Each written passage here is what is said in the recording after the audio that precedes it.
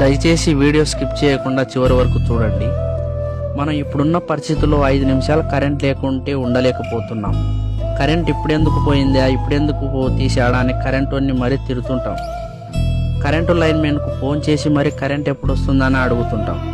అలా అడుగుతున్నప్పుడు కరెంటు లేకుంటే 5 నిమిషాలు ఉండలేకపోతున్నప్పుడు కరెంట్ ఎందుకు పోయిందా అని అడుగుతున్నప్పుడు కరెంటు బిల్లు కట్టే విషయంలో కూడా అదే విధంగా ఉండాలి.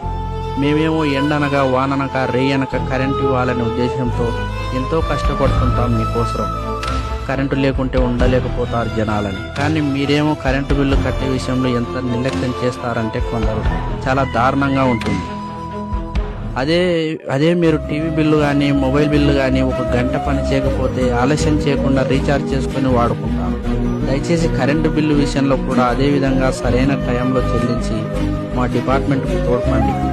ఎందుకు చెప్తున్నామంటే మాలాంటి కొందరు కరెంటు ఉద్యోగస్తులు ఎంత కష్టం వచ్చినా తెగించి మరి ప్రాణాలకు తెగించి మరి కరెంట్ ఇవ్వడం కోసం చాలా కష్టపడుతుంటారు.